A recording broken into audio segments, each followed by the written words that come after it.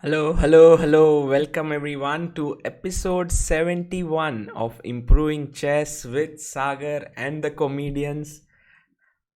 Today is going to be a fantastic day.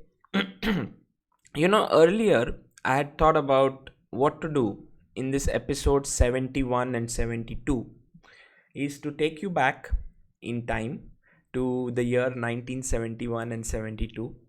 And you know what happened in the chess world back then? It was the great Bobby Fischer who completely annihilated the chess world by becoming the world champion in those 2 years. He qualified and played the world championship match in 72. But a small change of plans because we have a guest today, and it's someone whom you enjoyed with in the 69th session and learnt a lot from him. So Evgeny Shtembuliak, the world junior champion, will be back joining us today. With regards to the comedians, you never know who will wake up, who will rise today. So we'll wait for them and we'll be back. We'll have them. And good to see everyone over here. So, how about having a game? I think the link is in the description. So, if you guys join in, I would like to start off today with a game of chess, and that would be good fun till Evgeny joins us. Rohit Atalya, oh, like always, this become a tradition. Rohit Atalya, thank you so much for your super chat, Guru Dakshina. Very kind of you. Yeah, today I decided to change the background a bit. Every day it's just black. I thought let's put in a wallpaper just with some chess pieces. Nice look. Also, today I didn't make any mistakes beginning. Mic was not muted, so seems like a good day. Seems like a good day. Let me share my screen. Yeah.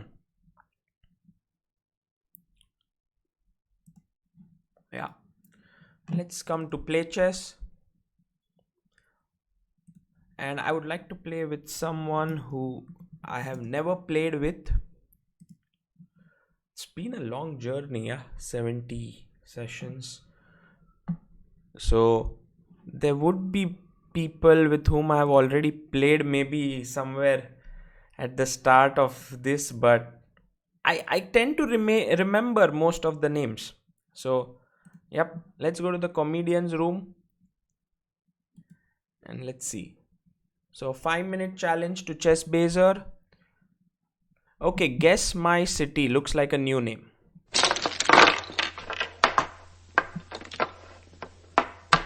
D4. Okay, what shall we do? Let's play the Nimzo Indian.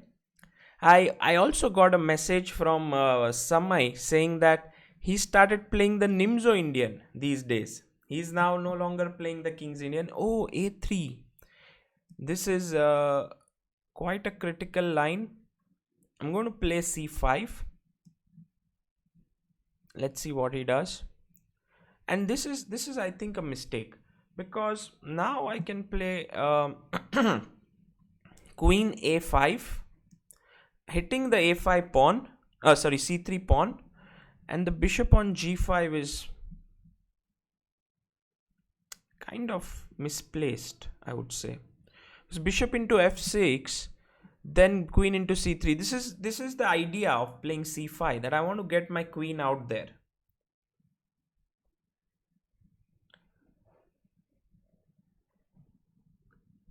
Oh, nice. Love. Thank you for not sleeping and watching this. Queen B3. Two problems with this move. One is CD4 seems to simply lose a pawn, and knight E4 also looks very strong. What should I go with? Let's go with CD4 because that gives me a pawn for sure.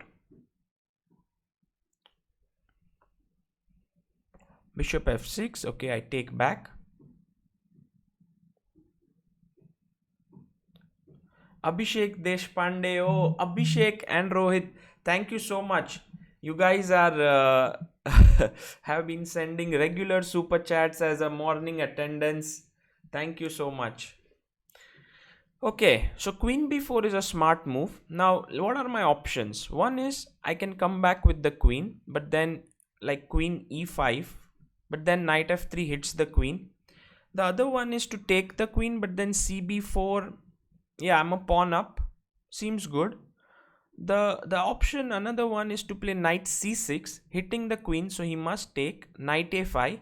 If cd4, I can play knight into d4. I kind of like that way of playing. What do you think? Maybe slightly passive, but okay, let's do it. Knight c6, knight into a5.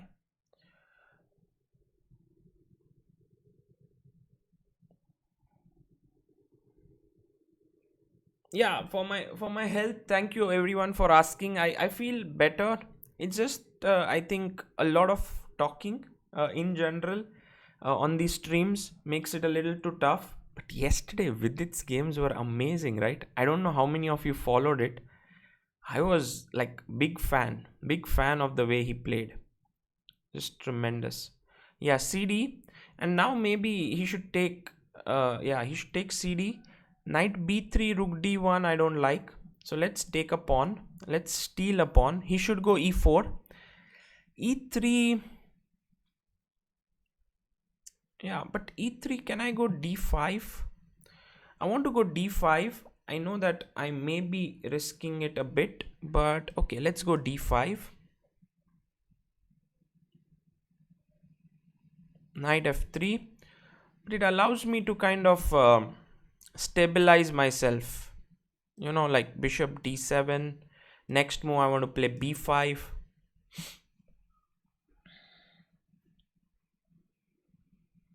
Bishop e2. But now b5. And guys, always remember, in the end game, the king is a very strong piece. So I'm going to put my king on e7. And I'm not going to... Knight d2, I don't mind if you take. I'll just play king e7. I could play knight into d2. If I don't take, he can go knight b3, knight c5. Should I get worried by that? Should I play knight into d2, king into d2, king e7 and put my rook there? I don't think so. Let's go here. I think in general, Harshit Thakkar, thanks Sagar for this learning series from USA. Thank you, Harshit. Knight b3, yeah, that's a good move. Let's play. Yeah, it's slightly tricky, but let's go rook c8.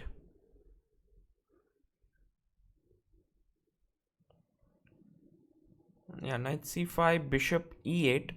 I want to keep the bishop defending this pawn. King d1. Okay, maybe castle was good. I don't know. King d1. Yeah, you want to keep the king in the center. Let's go a5. Start pushing the pawns. Maybe b4 if possible.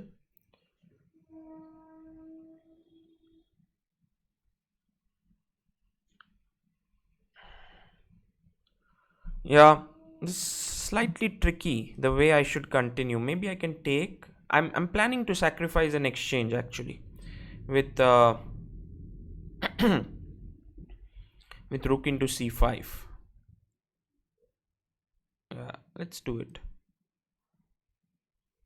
Takes.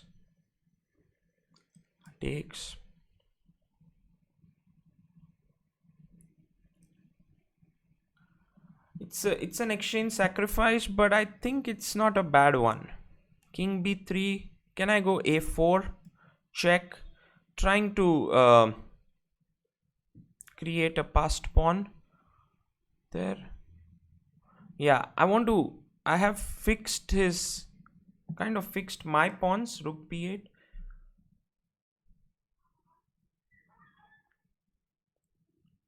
Yeah, and now I'll try to keep the knight on the board. Then keeping the knight might be an important part here.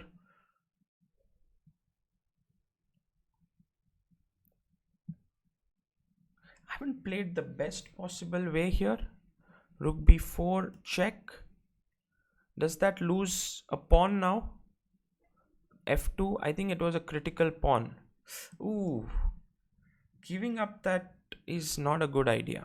Definitely not a good idea. And can I do now b4 check? Takes rook b4. I have rook b3 check, an intermediate move, so I'm not too worried. Yeah, but this is again passive. I think I'll exchange stuff here, and once the bishops are exchanged, okay, he doesn't want to exchange. Maybe rook c4 check.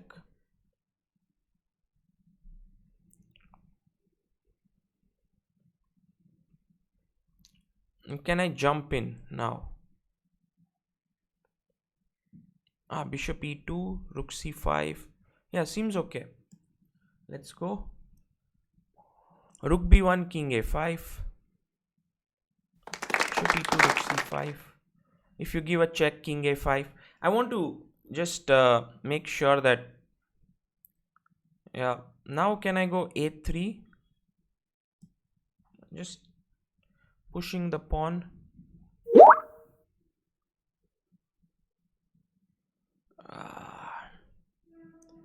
Bishop a4. I want to exchange. Oh, did I blunder?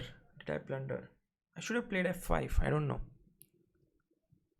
But okay, I think everything is under control as such. Bishop b3, now a2. Everything looks good. e4 takes, rook e5, king d3, maybe just a2. Yeah, let's go rook a5. I think I'll win an entire rook. King a3, king b2, check.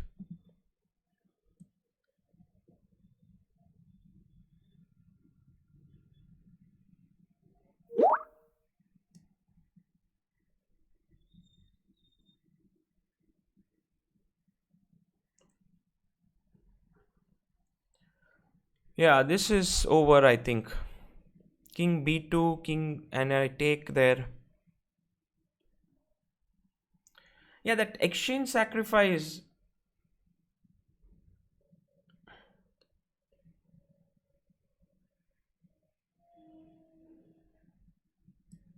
King b2.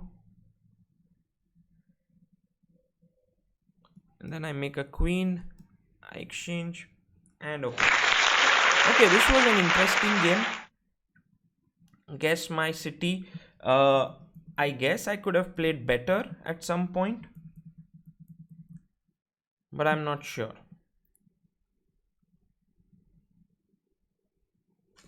Let me just get the game, because I believe that it's very important to analyze your games as always, and I have been saying this. So let's just quickly look through. c4. Oh, Jamil in the chat. Hello, Jamil. Welcome. So e6, knight c3. This is the Nimzo Indian. Bishop b4, a3. I took c5, and now here e3 is the normal move. Bishop g5 is like an important move, because white says I want to put my bishop out and then play e3, but I have actually prepared queen a5 for that very reason.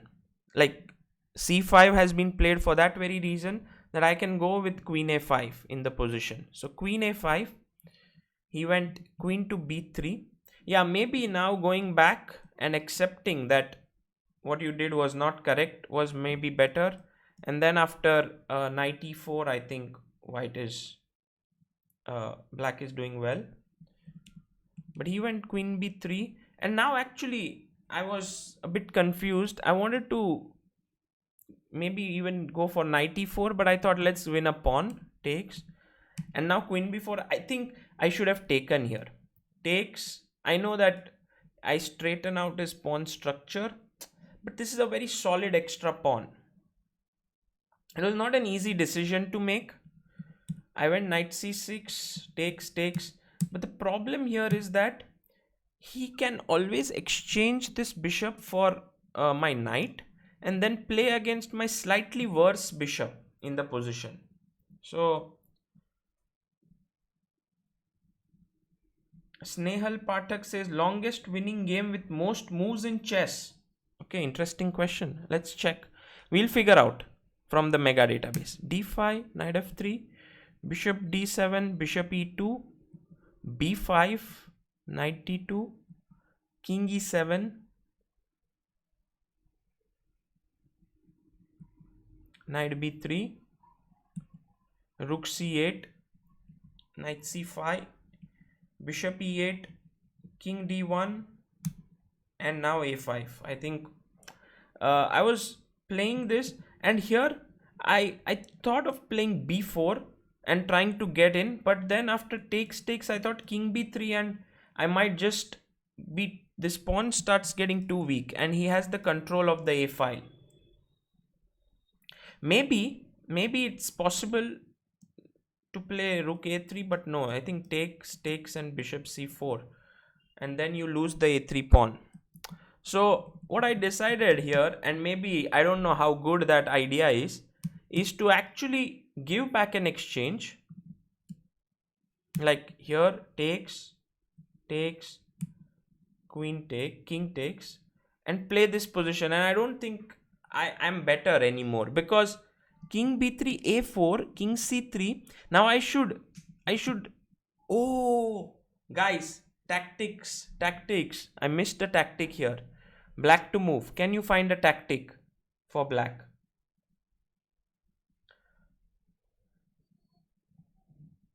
Can you find a tactic for black in this position?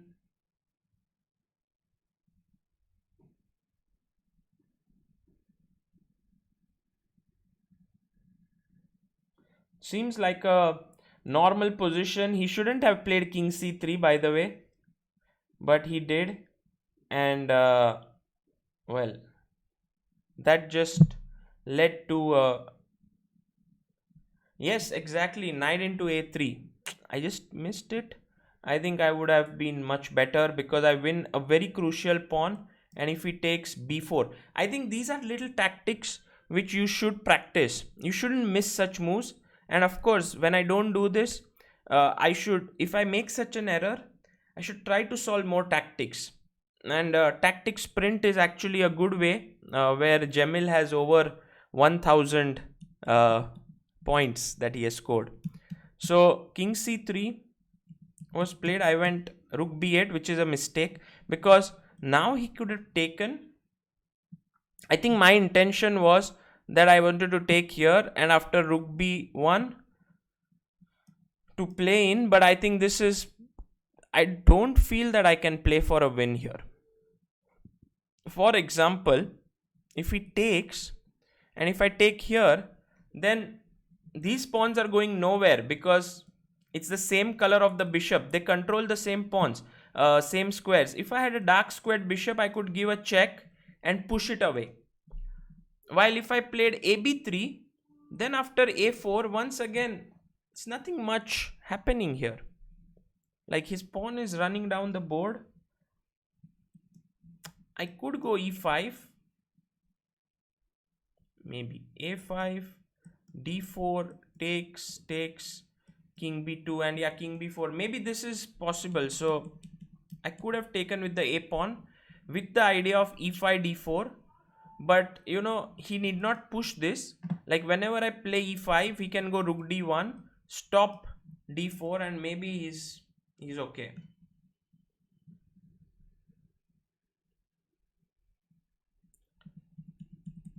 Yeah, I think knight d6 allowing me to keep the knight was not a great idea. And after rook b4, I think it's a mistake. Maybe f3, trying to keep my knight coming from this square could have been better. He played rook b4, and yeah, once you give me this piece, then that is winning for me. He could have continued the fight with something like this.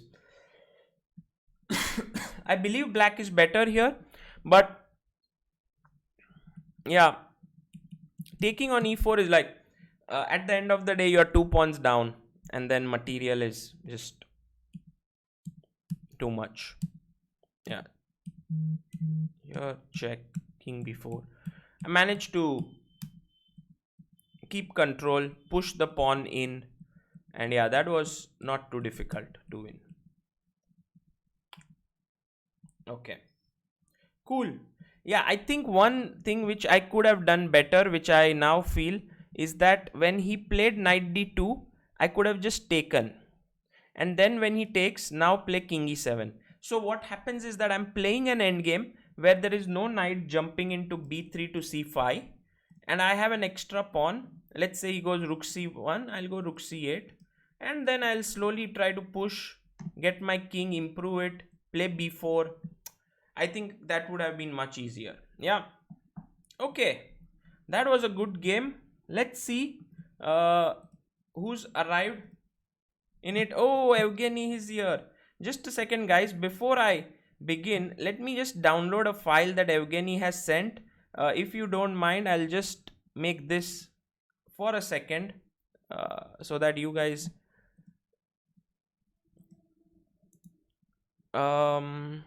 yeah, save. Okay, Evgeny, yeah, not Evgeny. Evgeny. Okay, fantastic. Now I have done the needful. I can share my screen once again.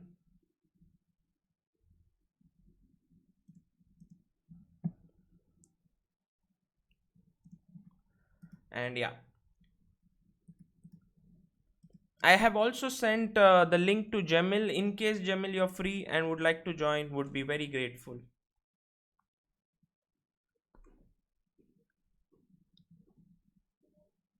Hello. Hello. Evgeny, can you hear me? Yeah, I can hear you well. Okay, fantastic. Also, I can hear you well, and good to see you. It must be late It's in the good to see you night too. in the US. No, it's actually not that late. It's only 10 p.m. Okay, 10 p.m. Yeah. Where do you live in the US? I live in Lubbock, Texas. Texas. Yeah, Okay. this is a very I mean, it's not a small city. It's quite big, but no one ever heard of it. But right now the classes are not going on, yeah, in the university. No, because now it's a summertime. I mean, some students they're taking summer classes, but I'm not. But the semester is gonna start quite soon in like 2 weeks. Okay. Yeah. Fantastic. So, Yevgeny, today, it's like most of the days the comedians wake up. Some of the days they are asleep. So today they are asleep. So we have a lot of people who are keen to learn from you. So your Okay. positions will be learned by the people in the chat, and when the comedians wake up, they will learn from this. Okay, Yeah. sounds good. I need Yeah. to get rid of two Sagars from the screen. Should I share my screen with you? Yeah, you can share the screen. Yeah. Okay. Okay. So yeah, and I numbered the positions from 1 to 13, so you can see it. Absolutely. Okay. Yeah, but the first one is like the nines. So you see, yeah. So from here. Yeah, Okay. starting from here. Yeah. So what are we going to learn today? Yeah. So today we're gonna discuss a very interesting and quite an important topic, which is in between moves in chess. They're also called intermediate moves. Some people call them intermezzo. Like there are a lot of different names for this. Yeah, and those moves are often, like very often overlooked. So yeah, I'm just gonna give like a very quick like definition for this. So in between move, it's like a small tactic that might change like the situation completely. So let's say you capture one of my pieces, and my first instinct is to recapture back. But sometimes I have this like those magical intermediate moves, which is basically like an attack or a check after which you must defend. Yeah, so you can uh, move your piece from that square from where like you took my piece. Fantastic. So you have to like defend your king or like defend like your queen or like whatever that is. You know, And in that case, I might gain some initiative. people in the chat are like very intelligent. I think they know already something about this. They call it the Zwischenzug. Yeah, I've heard this name, but I just didn't want to pronounce it wrongly. Yeah. Yeah, I'm just not sure how to pronounce that. Yeah. It's a German term. Zwischen is in between his move. So Mhm, I'm glad that you guys mhm. remembered Zwischenzug. Impressive. I guess Evgeny is also impressed by your knowledge. It will.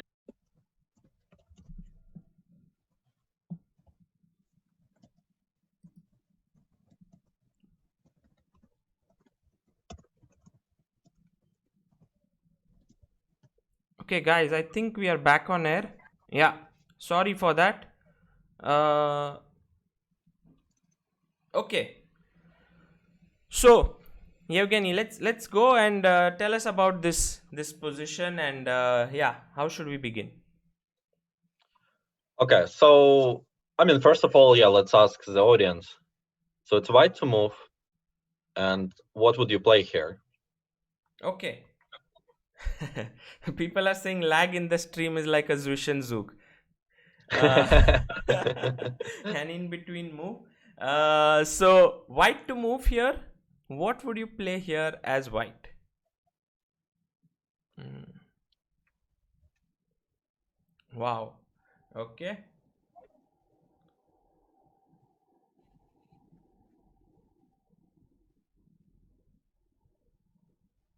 Yep.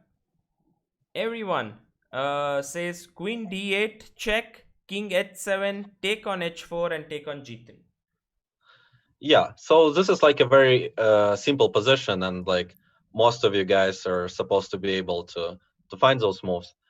But here's the question: is like, let's say you played the blitz game, and you had this position in the game.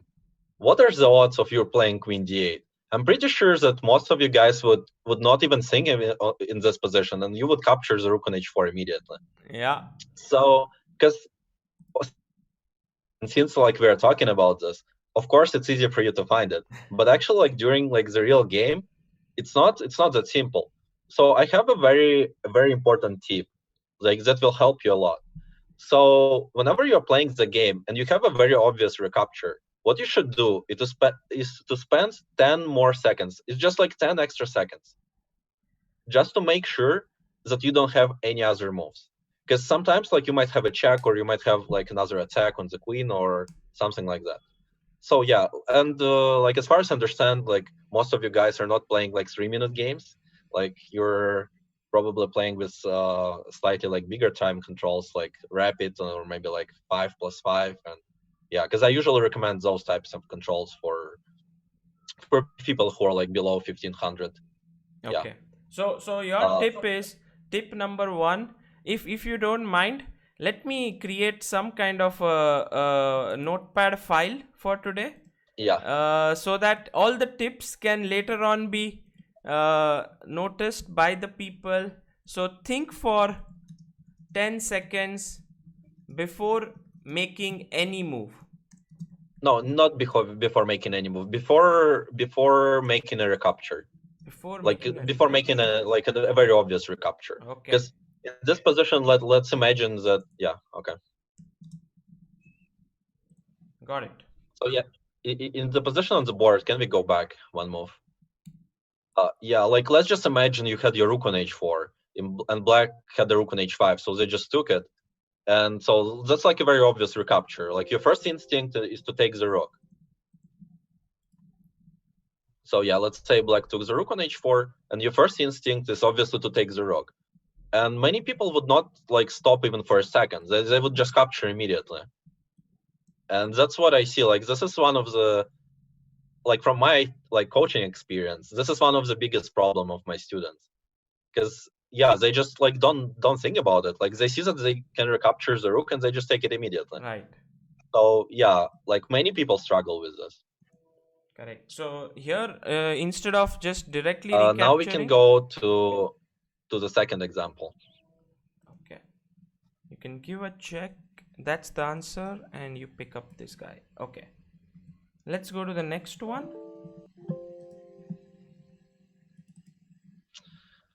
Yeah, the second one is quite funny. Yeah, can you yeah, switch the board. So it actually happened in my game. I was playing with white, and I was playing versus a quite a decent chess player who was 2150 at that time. But then later he got third place on the World Junior Championship under 18. Okay. So he's quite a decent player from Vietnam. I don't really remember like how to say his name properly, so I'm not gonna say it. What's his name? So I'm playing versus. Yeah, a good player. Okay. Yeah, and he just played, his last move was knight g4. Some Tran to 1 mean, yeah? Something like that. Yeah, Tran to 1 mean, yeah. Okay. Yeah. Okay, so what happens here is that he goes for knight g4, which is a very typical move in the marathon. Yeah. But apparently not in this position. So we're like 10 minutes into the game. It's a classical game, very serious tournament, Moscow Open. And he makes this move, yeah. And like the game has lasted for like 10 minutes.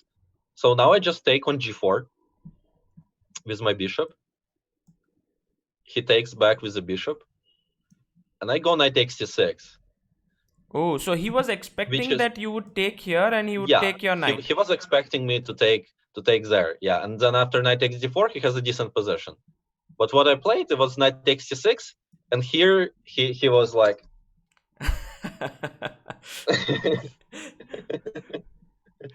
Yeah, so sometimes this happens like in real games, like with the classical time control. So you have to be very careful with that.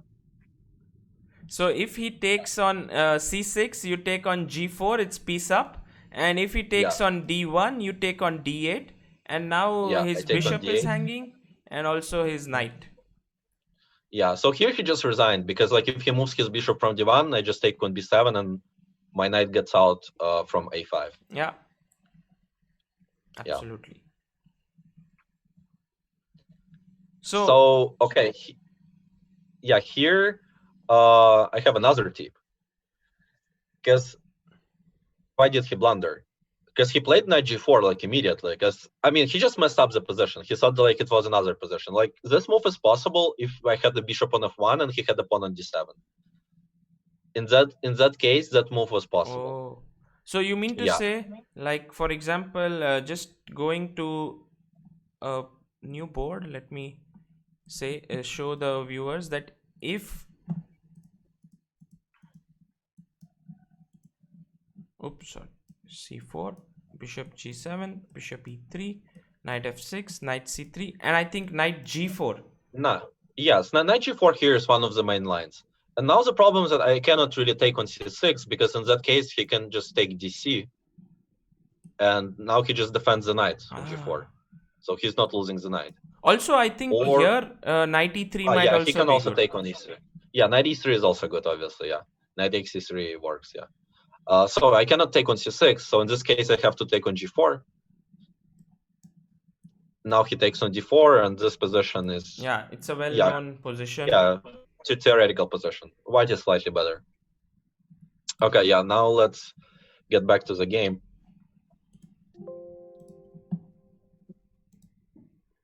Yeah. So another tip here. So before you want to go for any concrete line, and knight g4 is a very concrete line. Once again, like before you, like let's say even if you calculated everything, just take an extra 10 seconds just to look around and see like if your opponent has any other moves which are checks or attacks. Because bishop takes g4, bishop g4, knight takes c6. The problem is that I'm attacking the queen. That's like the whole problem. Yeah. Yeah, because the queen on d8 is hanging, and like it's so easy to miss such stuff. So yeah, another tip is whenever, like before you're going to go for some concrete line, like concrete variation, even if you calculated it already, just take an extra 10 to 20 seconds to make sure that you're not missing any other moves. And then like if you see that your opponent has like some other moves that you didn't consider before, like in this case, you can take some more time and consider it and calculate it. Yeah. Okay, 1 second. Let me write this down as well. I would write it in a better way. So yeah. So this was the first one.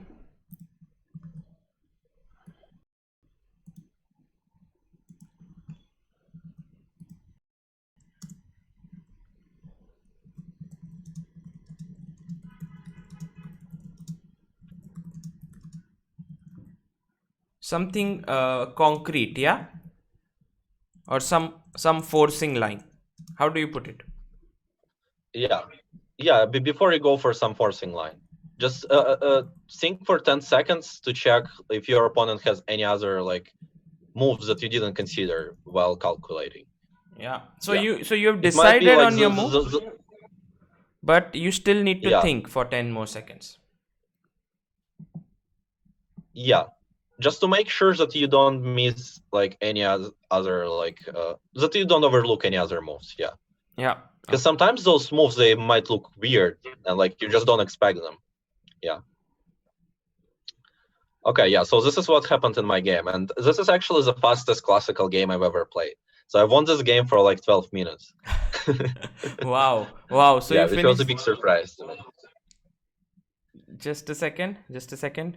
If you Yeah. don't mind. And also it was kind of embarrassing for the guy. Oh, okay, sorry.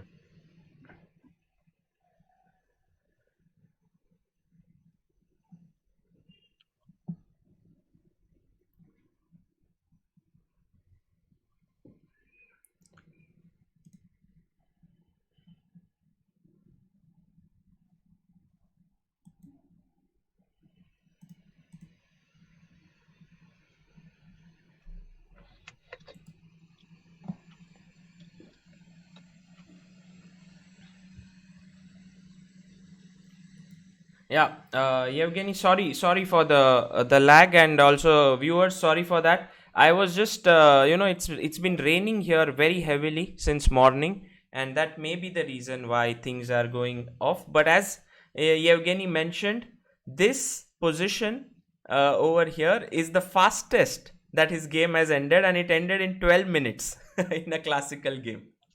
Yeah. Oh, And it was kind of embarrassing for the guy, for my opponent, because like the tournament is huge. A lot of people are in the hall, and everyone is like walking around, and they see that like the game has already ended, and then they see the result that like I won, and they're like, "What happened? What happened?" And like 50 people just came to the table, and everyone saw it, and like it was, wow, yeah, wow. very awkward.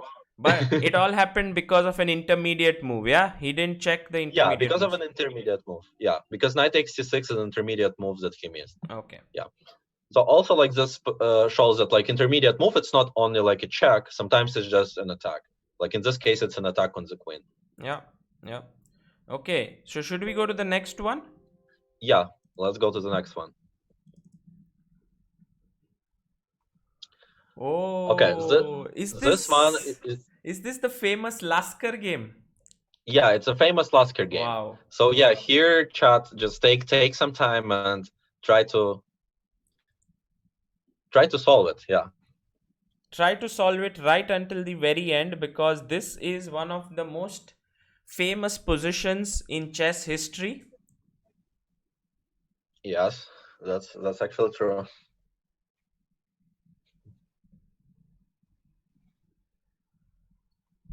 So yeah, guys, don't only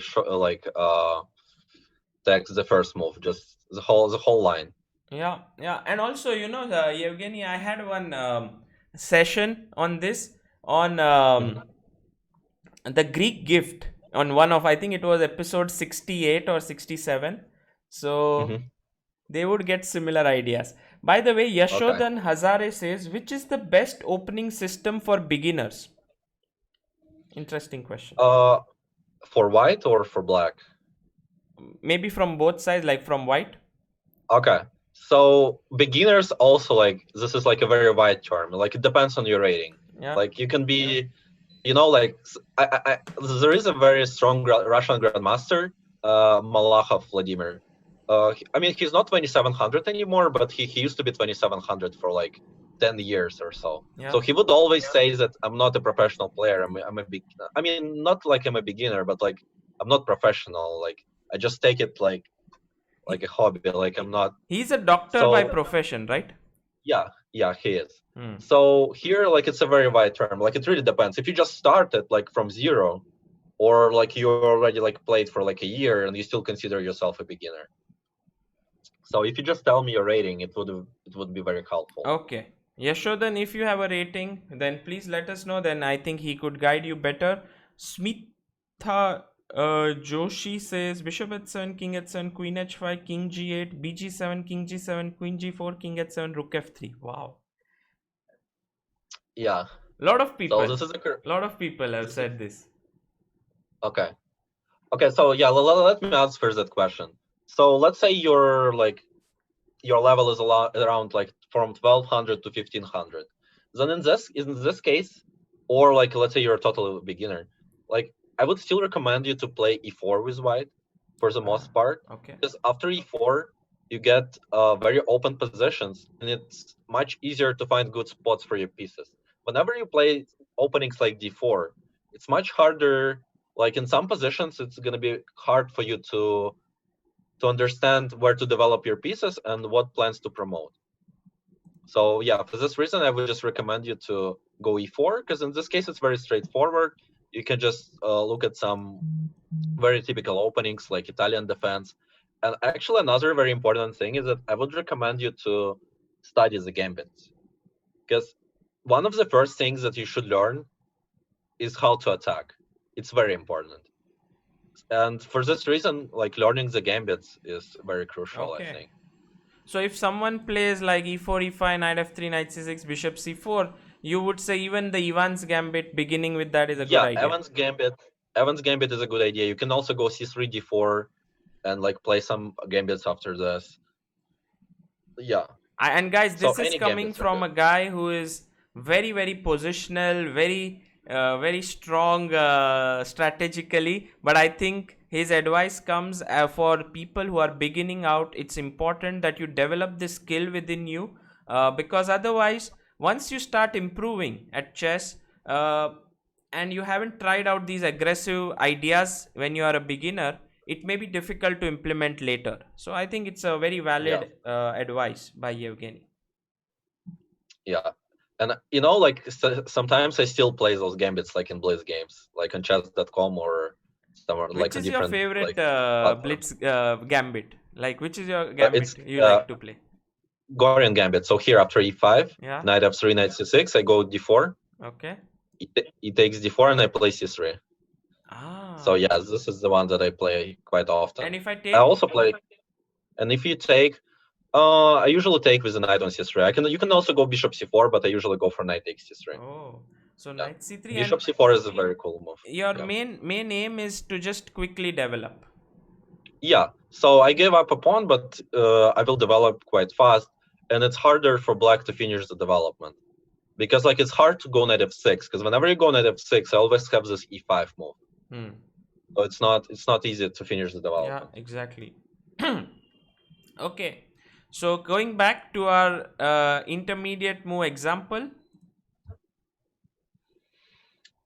Okay, so now, yeah, like we already had the correct answer, so let's just show it on the board. Take. Bishop takes h7, king h7. So the point is not to take here directly. Then I think he can defend with g6 perhaps. He can go g6, but I think f5 is even better. F5. Because after f5, he just shuts down that bishop on d3. And he can get rid of that bishop on e5 by playing bishop f6, let's say. And black has a very, very good position, I think. Yeah. So first take. He must take. Yeah.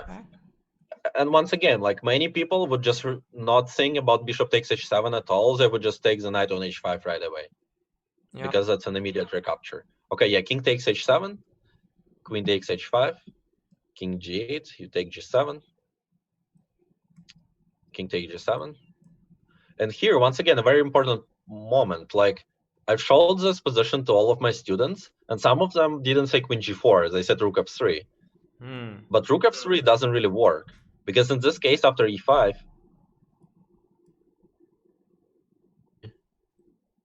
I have queen g6. Ooh. Yeah, like you win the queen, but I'm gonna have rook and two bishops. So this is definitely not good for white.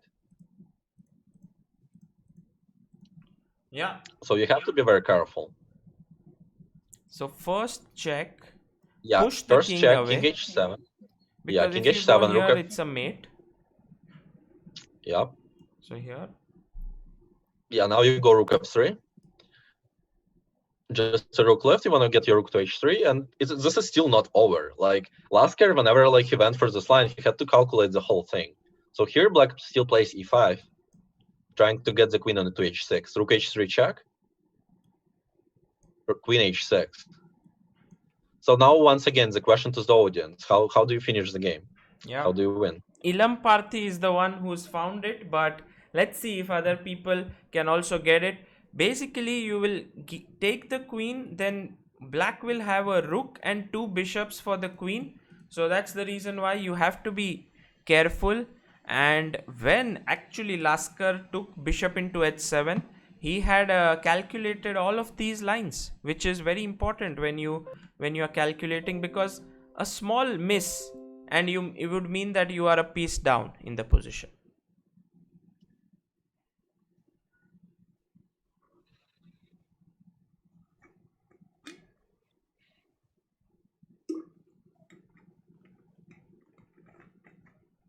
Yeah, some are saying queen f5 check, some are saying rook into h6, king into h6, and queen d7 with a double attack.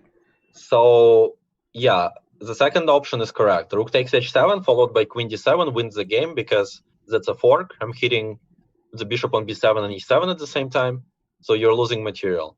Yeah. But queen f5 is actually not.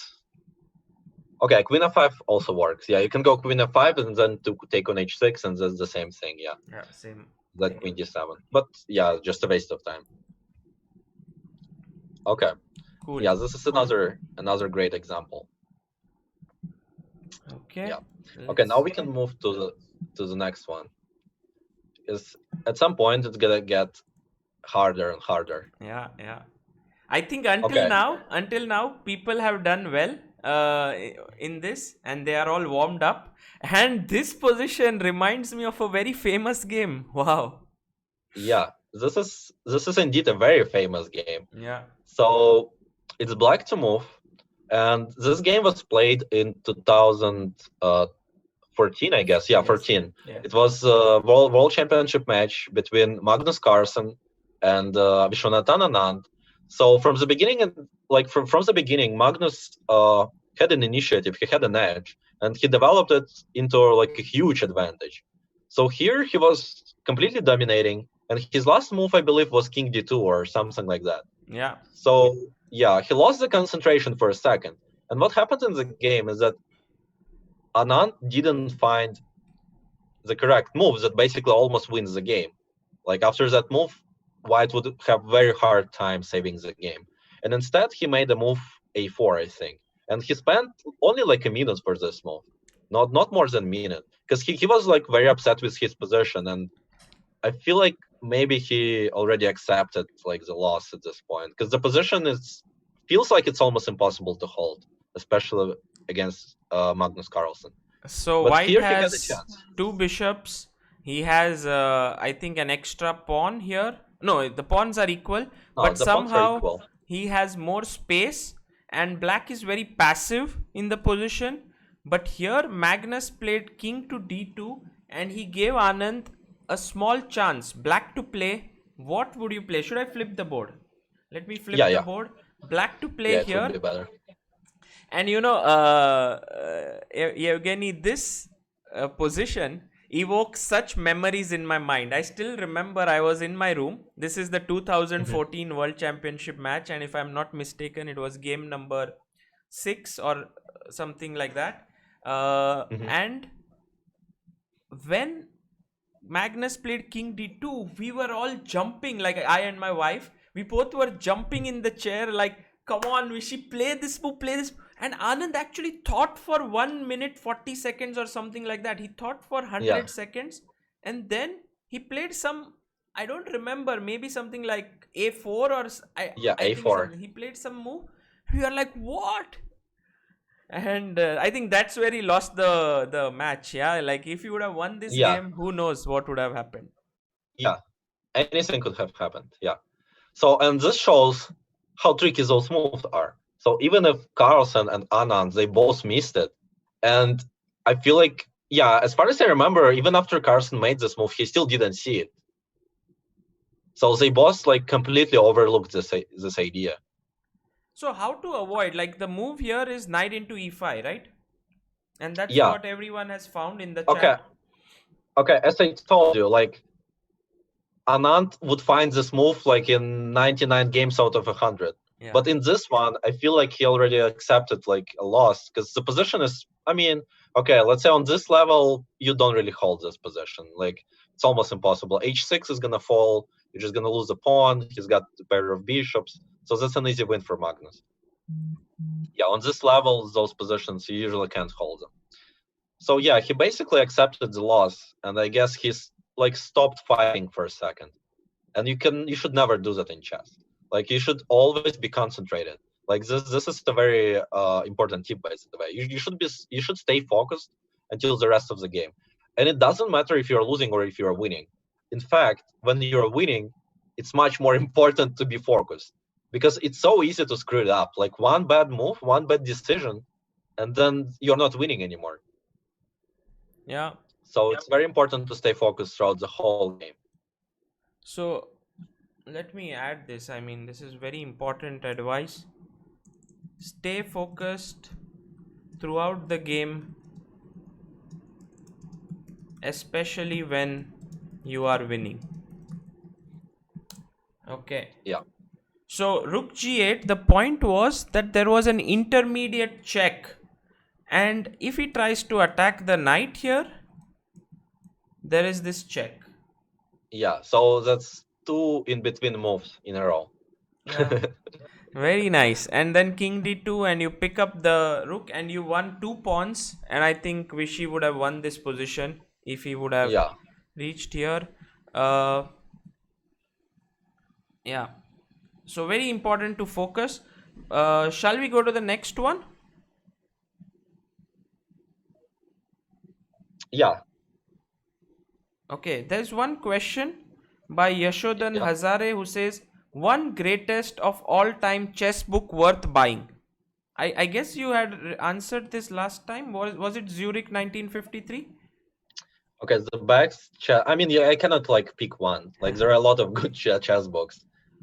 I don't. Zurich 1953 is a good like foundational book. Like it teaches you a lot of different positional things and also a lot of tactical things. Like just in general, like it will improve your understanding of chess. But also you have to understand that you cannot like fully trust this book because like the book, like the games were played in 1953. So like some of the openings ideas that they played, they're very outdated. So like whenever you're watching like such books, like whenever you're analyzing those games, like you have to make sure that you just learn the ideas. So the main thing like that you want to learn from those books is the ideas. Right, right. Okay, so Okay, so this one, white to play or black to play? actually it's black to play, but I'm not sure. Maybe it was played in 1953. Maybe it's from that tournament. I'm Really? not sure. I just remember that Bernstein played with black, Let but I'm not me sure if let it me was from see. that tournament. Yes, it's Barkza Bronston, but 1949. Okay. Okay, yeah, it was played before. So it's black to move, and this is one of the most beautiful intermediate moves that I've ever seen. Really? Yeah. Okay. So here it's black to move, and this one is the hardest so far. Yeah.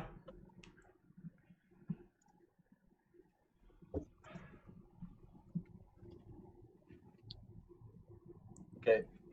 I have to connect my laptop to the charger. Sure, sure. Hey, Ilam Parthi, you are too quick, yeah? Very good. Uh, of course, Barkza is also a legend. Barkza is very well known for his knight f3 g3, but I think the opponent here was who was it? Yeah, Barkza. Yeah, and he's known for this knight f3 g3 system along with Reti. Yeah, sorry, guys.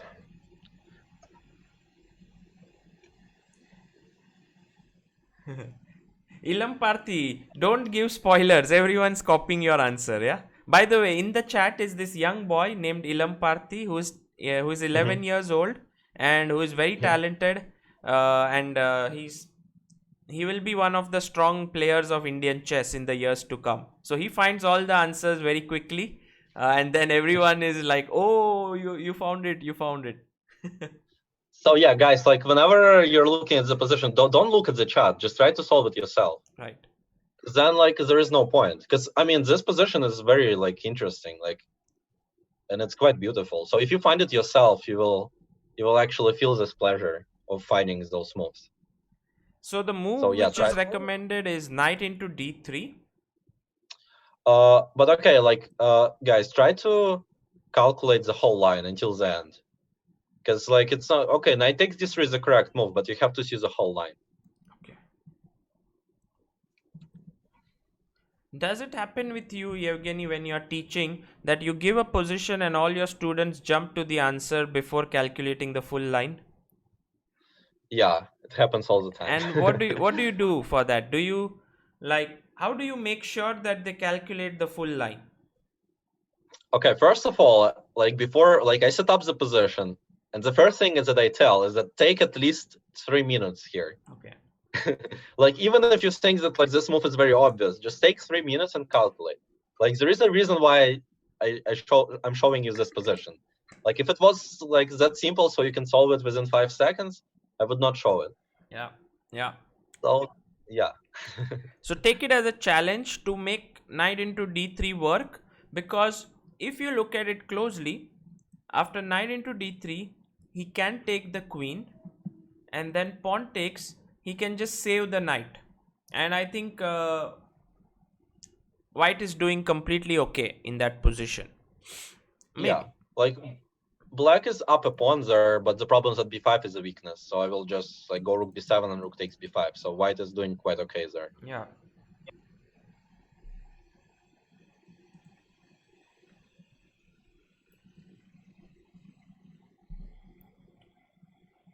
Yeah, good job, Vansh Agarwal found it.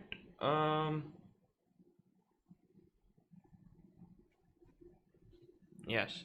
Yes, silent nemesis. Yes, king f1 is there always. Right. Even Sumedh has found the answer. So take, and everyone's found knight into e1 here. Yeah, knight takes e1 is the move. So what happens here is that whenever a queen moves from f5, there is a double checkmate, which is also quite a rare thing in chess. Like you don't see it very often.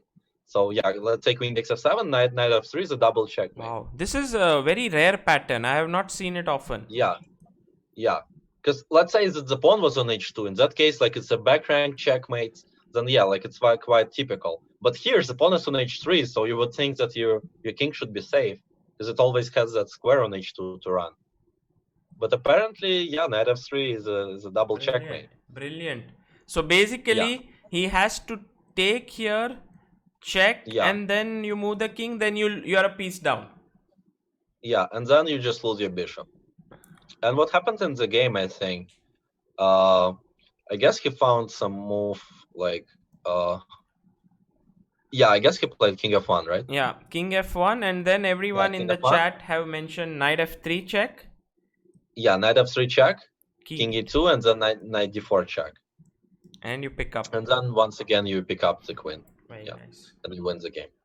So yeah, this is a very beautiful position. I haven't seen such ideas before. Guys, all those who found this, give yourself a pat on the back. This was not easy because taking here and finding this particular mate is very difficult. Double check and the king cannot move.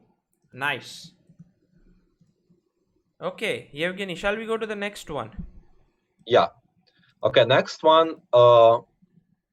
Okay, yeah, this is from my game. So can we move to the move?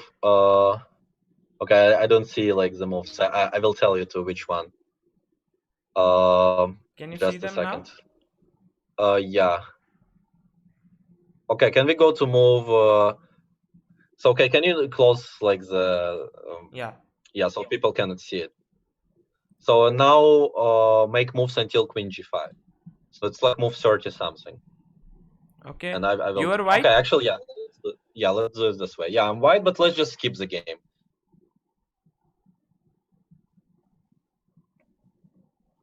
So this is the well-known semi-Tarash, and after you get the pieces. This is my game from the Ukrainian championship from the first round. I played versus Andrei Volokitin. This year, like 2019? Yeah. Where you won the tournament, yeah? Yeah, I won the tournament. Yeah, actually, it was the best tournament of my life. You won ahead of Volokitin, I guess even Korobov. No, Korobov didn't play there. Elyanov played. Elyanov. Krivoruchko, Kuzubov, Wow. Volokitin, and there was another player from the Olympic team, Moiseyenko. And actually, like the next game is gonna be against Moiseyenko. Wow. So here, bishop c4. He takes on a2. You sack a pawn, but you have a very strong passed pawn. Keep the queens on the board. The knight comes to e8. Pressure is building up slowly and steadily. Rook e3, rook f3, and he plays queen g5. Okay, so this is the position. Okay. Yeah, this is the position. So yeah, guys, try to find white a way how I can. Yeah, white to move, white wins. And he didn't see it during the game. He thought that he was holding. Okay, very nice, very interesting. Let's see. Because what you have to understand is that if you don't find anything concrete here, that he's just gonna take the pawn on d5 with the bishop, and my knight on e8 is gonna get stuck there, and he's gonna be up 2 pawns. So yeah, like everything is gonna fall apart. So I have to play very fast and very concrete.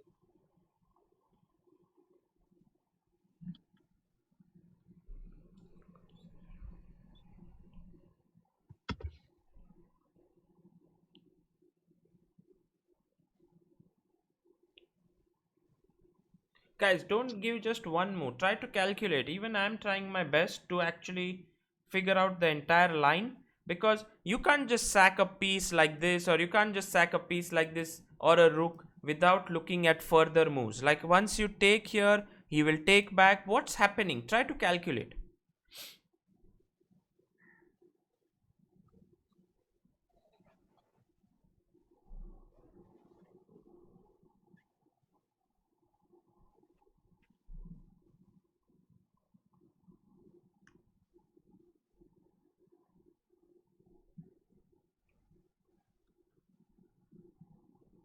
You know, there are captures here, but there's also threats. You can even create some threats by moving your rook.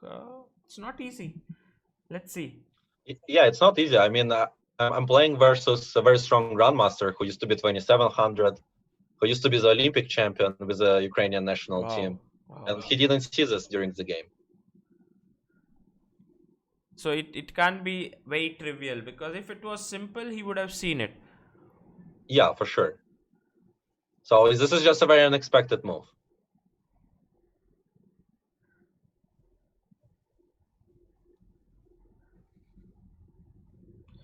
Yeah, a lot of people in the chat want to take on f6, gf6 and rook f6, but then I think they should calculate the king move, because black will move his king somewhere like e7 or g8. And it's not so simple, right? Yeah, it's not simple at all.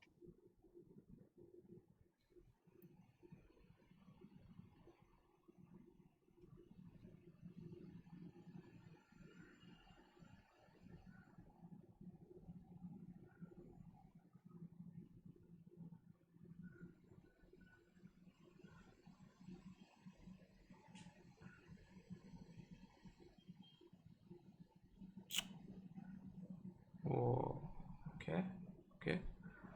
Let's think. Let's think. It's not easy. First move also someone has suggested rook g3 to pick up on g7, like knight into g7 next. Yeah, it's also an option, but it's not the correct move, because after rook g3 he can go queen e5, and then if we trade queens, I don't really care about that pawn on g7 because I have my pass pawn on the a file.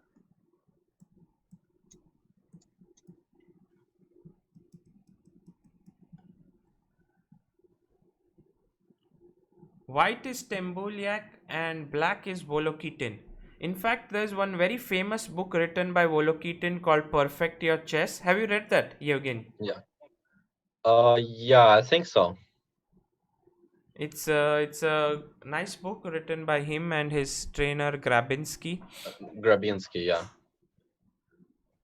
Okay, I think someone got it in the chat. Okay, is it Ilam Parthi?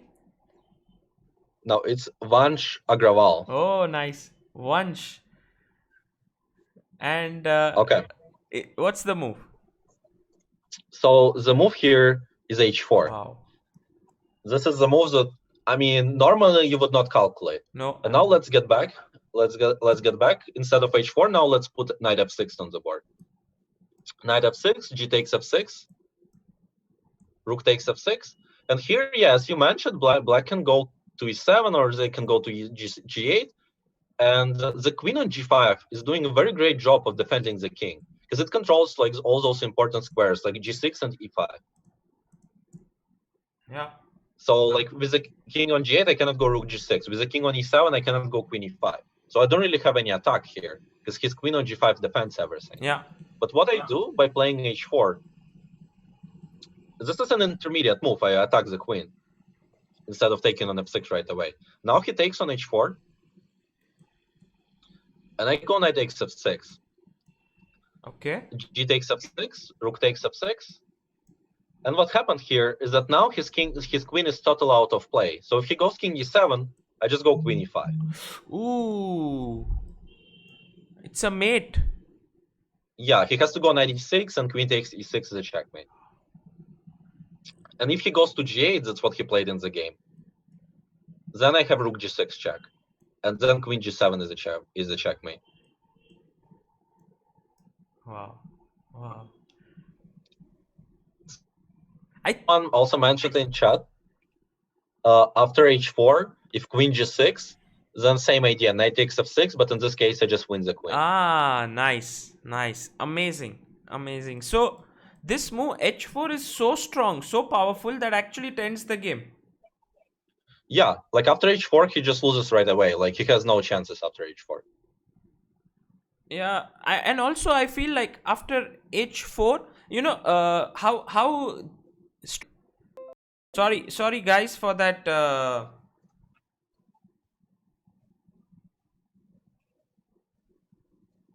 No, I doubt we are back. 1 second.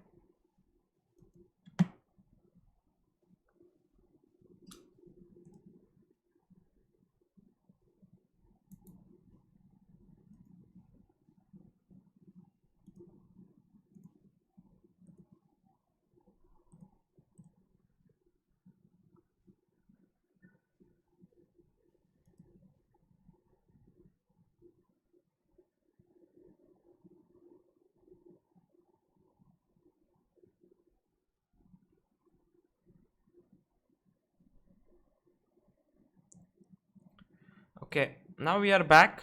Okay. We are back. Sorry for that. Again, an intermediate move happening again and again.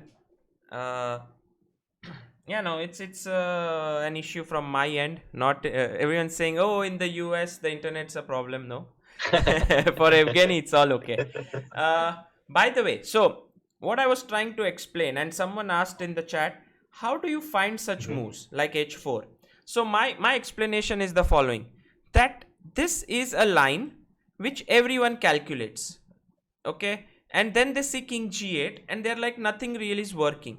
So this entire line, what these top players and what Yevgeny does is that he sees knight into f6, g into f6, can I make an intermediate move like h4, pushing the queen away? And here he sees, mm, maybe h4 here might not be as effective. Is it as effective, Yevgeny? Maybe queen No, he g7. can go queen g7. Yeah. Yeah, so it's not very effective. So then he thinks, can I make an intermediate move here? And so it's like this, there is like a line of moves and there are holes in between where you can put in these intermediate moves. And I think this is how maybe you can think about it. By the way, Sujit Varghese says rook into b3. Is this a possible move here? No, after rook takes b3, like in the worst case, black will make a draw. Like he could just take on b3, and the problem, queen takes b3, and like in the worst case, he can go queen c1 check and queen f4 and repeat the moves. Yeah. I cannot go queen g3 because my knight on e8 is hanging. Yeah, because now he trades queens and takes on e8 and he wins the game. That's a winning endgame. So yeah, like in the worst case, he has a draw, but I'm pretty sure that he can even try to find like some ideas to play for a win. Sure. So h4 was a brilliant move, and let's see how the game ended. He took knight f6, gf6, rook f6, king g8, King rook g8. g7, and he allowed you to checkmate, yeah, in the game. Or? No, after rook g6, he resigns. Okay. Yeah. And this was actually quite an important game because, like, to be honest, I didn't really have like any high expectations for the tournament. I just like my mindset was to just like go back to Ukraine, like see my parents, see my family, have a good time, and then play some chess. And I saw that I'm gonna try my best. I'm not gonna be like thinking about the result at all. I'm just gonna be trying to play well, and I'm gonna be enjoying the tournament because the tournament is very strong, and it was actually the strongest tournament that I've ever played before. I think Evgeny does this thing. Like he says, my aim when coming to India was to come, see the country, eat some food, Indian food, enjoy myself, become the world junior, and then he becomes the world junior champion. Then he says, I'll go to Ukraine, meet my parents, have some fun, and then becomes Ukrainian champion. So it's like, I guess what's next? Where are you planning to have fun next now? I hope the World Cup. The World Cup, yeah. Well, Olympiad, yeah, Ukrainian team. Now let's have you may try to have fun during the online Olympiad. Yeah, we will see if I get to play any games. Then yeah, then I will have fun for sure. Okay, so moving to the 7th position here. Okay, now once again, just yeah. Let's just make moves. We're gonna skip the game, and I will tell you when to stop. Yeah, I'm white, and here it's my game versus Alexander Moisenko. So for some reason, he decided to go for some dubious line. Yeah. Which is not very typical for him. Usually he plays very solid. So the whole problem of this position for black is that the knight on a5 is bad. Like the position would be quite playable if the knight was on d7, but with the knight on a5, it's quite bad. And you go for an attack. Yeah, but it's more like I just want to stop his counterplay, so he cannot promote f5.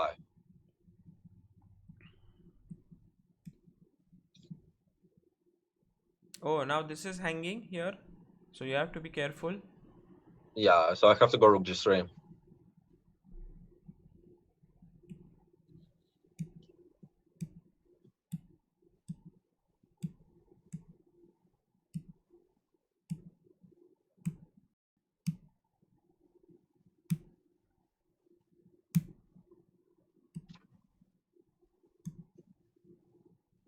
Tell me when to stop, because I think we are nearing the moment.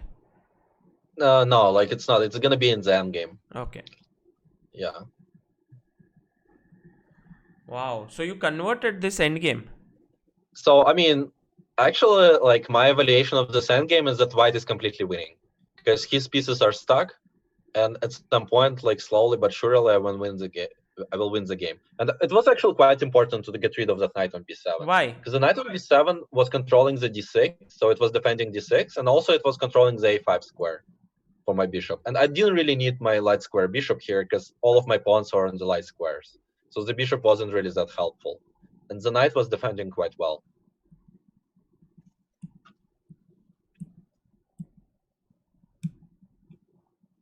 Okay, here, yeah, he takes back on h5, and here's the moment. So here it's white to move. Oh, white to move. Yeah, white to move. I can see a juicy pawn falling on h5. Why should we not take it? Why should we not take it?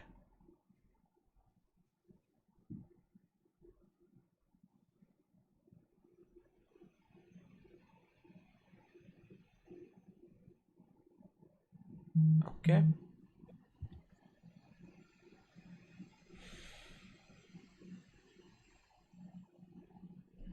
Guys, white to move here. I'm quite confused here. If I take on h5, what is black's plan? I think there's no check on g4 coming that you'll lose the... I'm sure there's some trap. Some intermediate trap which I'm missing.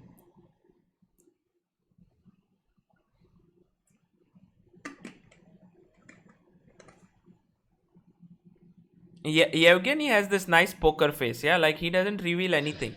He doesn't tell me whether the move is right, whether the move is wrong. Yeah. Okay, let's see. No one got it yet. In...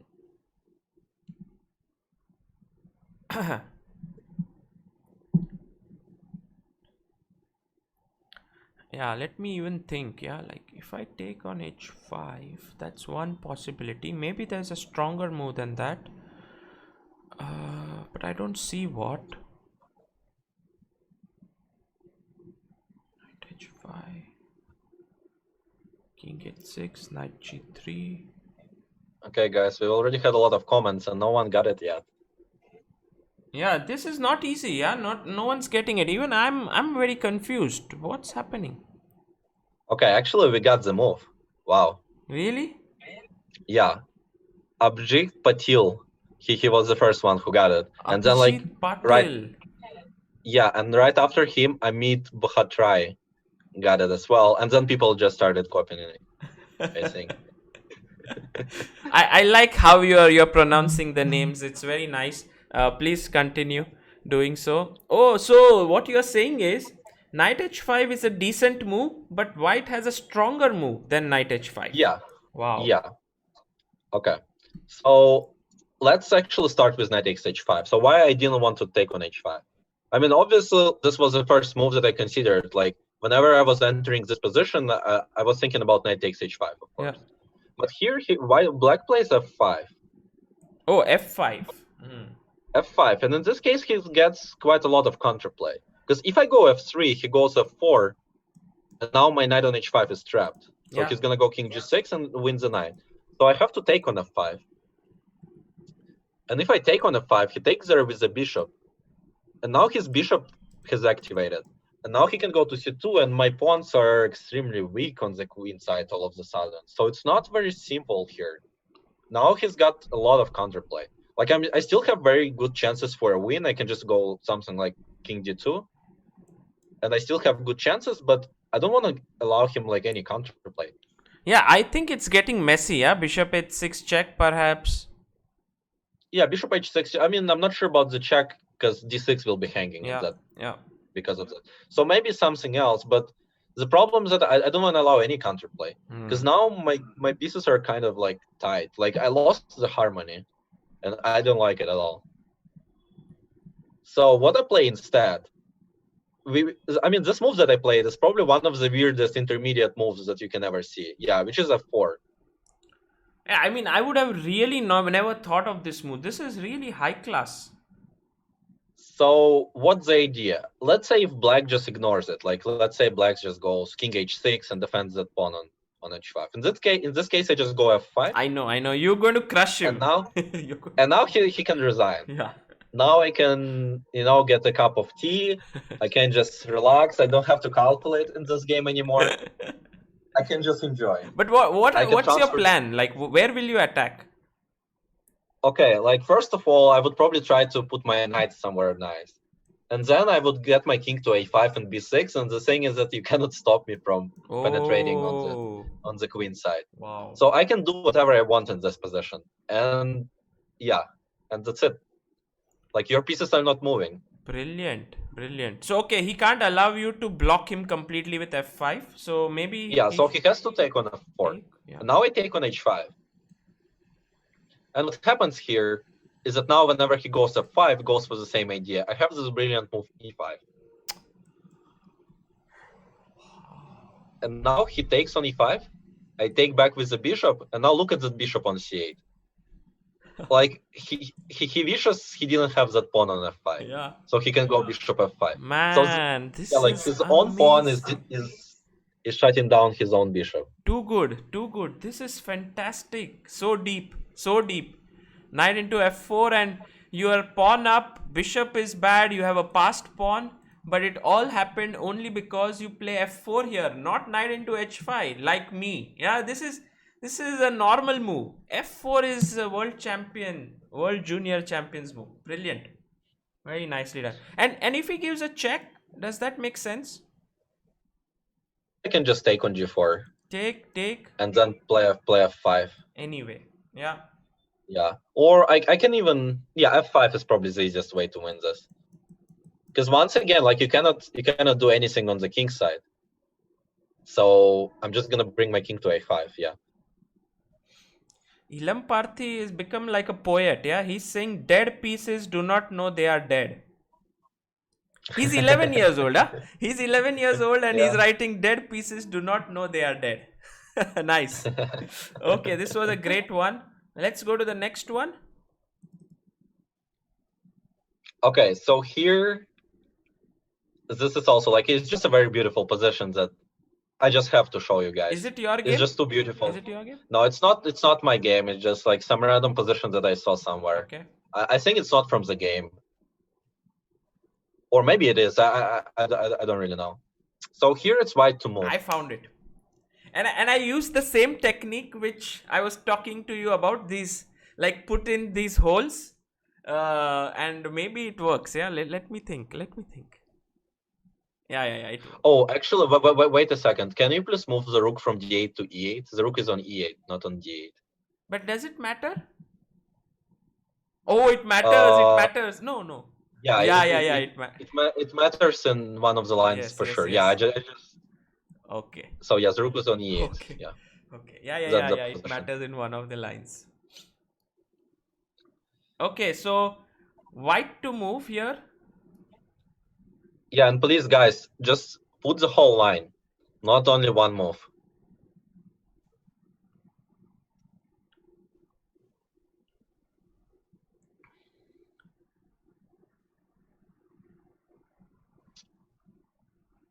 So yeah, guys, you're just like saying one move. Just put the whole line in there. Put the entire line. Don't be lazy to type a few things.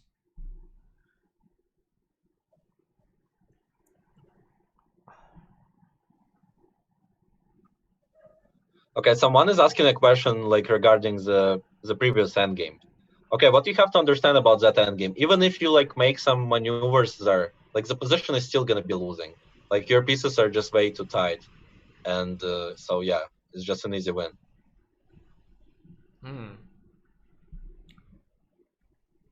So yeah. Okay, so people got it. Yeah.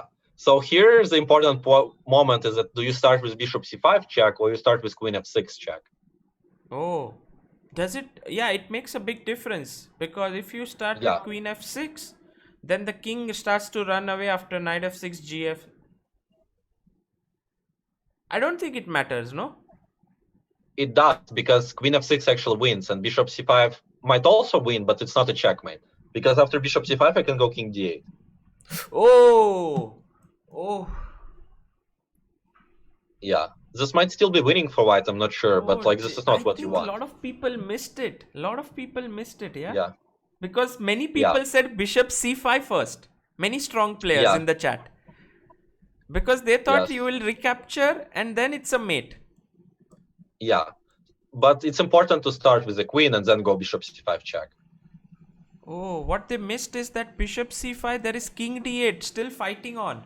And now, but if you start with queen f6, the first thought that comes to your mind is now knight f6. So here you have to go bishop c5, because if you take with the pawn, he runs away to the queen side. Yeah.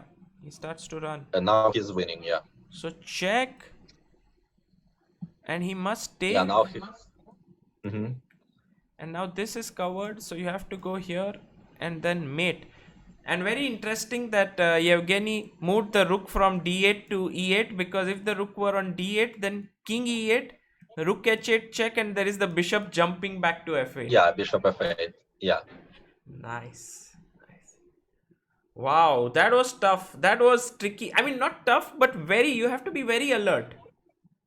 Yeah, you have to be very alert. And this position is just also extremely beautiful, so that's why I had to show it to you guys. Beautiful, yeah, and also tricky. I like this very much. I'm going to trick a few people with this.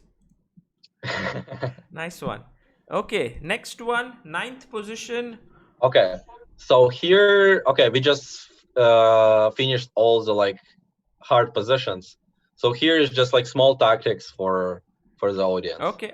So very, very, very simple stuff, yeah. So last move, black must have taken here on h5. So it's white to move. And I think all of you will, of course, recapture the queen. Yeah, like the most obvious move.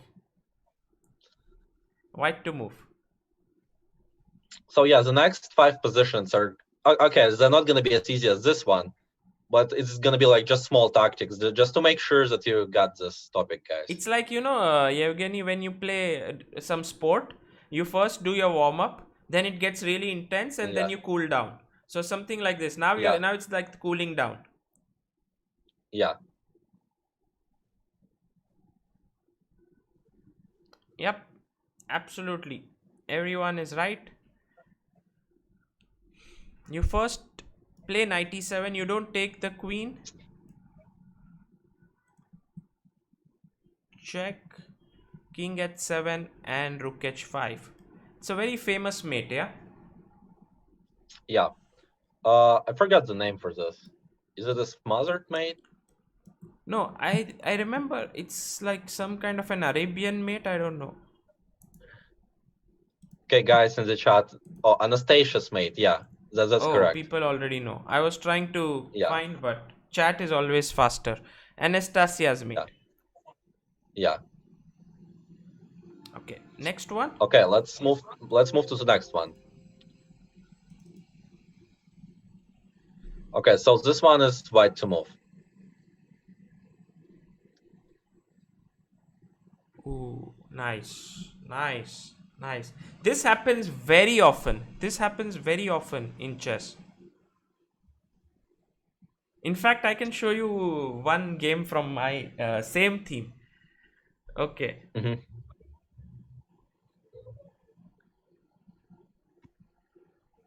Anastasia's mate. Yeah. Not Anastasia.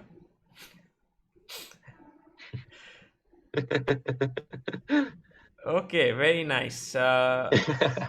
People in the chat have got the move here.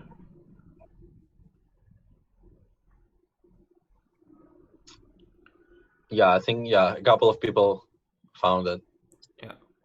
Yeah, this is not very hard, but once again, like I put this position to some of my students, and some of them didn't find it. Like the first move they calculated was rook b1, and they for some reason stick to that move. So like rook f b1, let's say. Yeah, rook f b1, and now after queen takes c3, they wanted to go knight e4 and win that bishop on f4.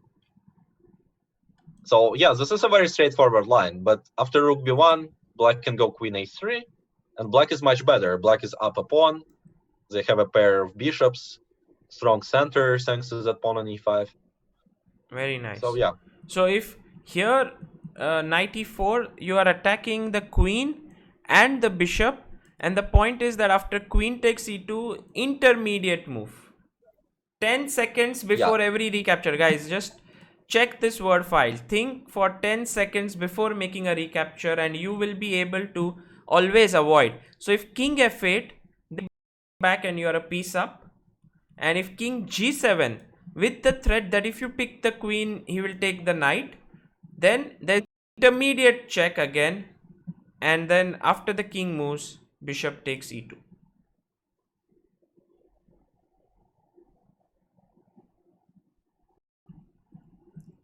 Yeah, nice one.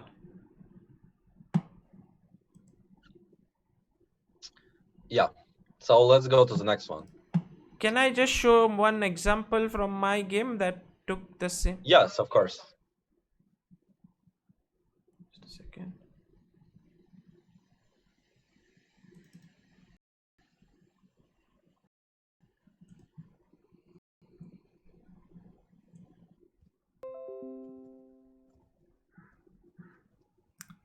Okay, we are back, but Evgeny, I'm very sorry for this Yeah, no lag. problem. Just somehow the internet's not behaving so well today. Um, I think we should be back now. Yeah. So Yeah, it works now. knight e4 was what I played in the game, and then it attacks the Mhm. queen, and if you take queen into d2, there is this intermediate check just like the previous game, and when you play king g7, you go knight e8 with another check and then pick up the queen, and Yeah, in the game, I think he resigned, but even if he went queen d8, there is knight f6, queen f6, and queen d7, which wins for white. yeah. Okay. This is a very nice tactics, and this is a very typical idea. Like I've seen this in many different openings, like in the Sicilian defense, even in French. Like it happens in a lot of different openings. Yeah, whenever there is this queen against queen, you can always give a nice discovered attack, and when he takes the queen, Yeah, you have an intermediate move. That's the point. Okay. yeah. Okay, so 11th, last three positions, guys. Give it your best shot. White to move here. No, it's black to Ooh, move. black to play.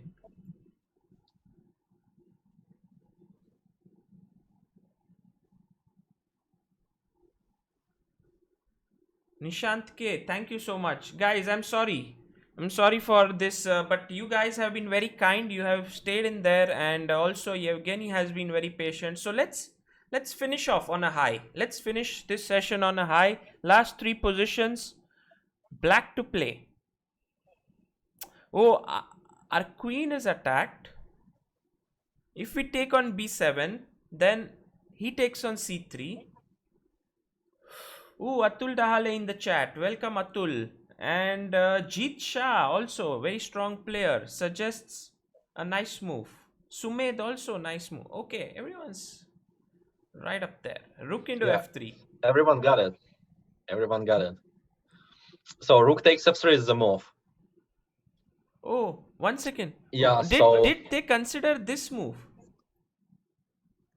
yeah, that's actually quite important, guys. Did you see this move? If you don't see it, then basically, I think next move is just going to pick up. Okay, guys, what do you do here? Yeah. People have. Everyone says rook f3 simply, but no one actually checked this. Of course, once I make the move, it's easy that you will spot it. Yeah, yeah. But before you make the move, yeah, you have to make sure that you calculate the whole line. Because you might get unlucky. Like rook b1 might be just winning the game. Absolutely. Like you never know. Okay, everyone has found it and takes, and this is a Yeah. mate. Nice. Yeah. Okay, let's go to the next one. We have a couple of more left. Okay, so this one is black to move. So why just recapture? Why just capture the bishop on g7? White has taken on g7. So should you recapture with the king or the knight? That is the question. Guys, what would you do in the? So guys, King or king? King or knight? Knight or Yeah. king? Knight or Yeah. king, yeah. I like to have, like, I know it's very subtle, but I think players are strong enough in the chat to know what to take with. Because if you bring back the knight, it becomes slightly passive. If you take with the king, it's slightly exposed. So it's not so easy. Let's see.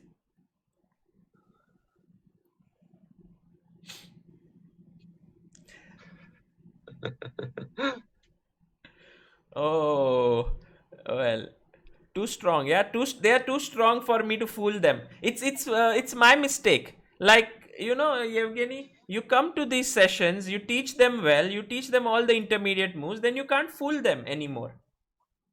Yeah, I see it.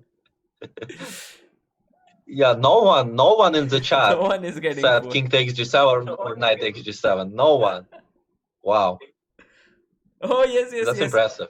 One person, come on. Oh, one or two. Good.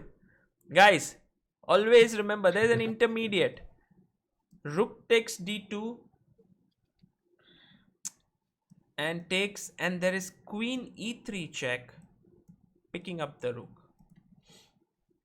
I think someone also missed that there is queen e3. I think that would not be the right way, right? To continue. Yeah, queen e3 is not the correct move, because after queen e3 there is queen f2 check. Oh, queen f2. I just cover, and now if it trades, like it's just in equal position. Yeah. So first important move, not king takes g7, not knight takes g7, but rook takes d2 is the right way to continue, and then you go with the check and pick up the rook.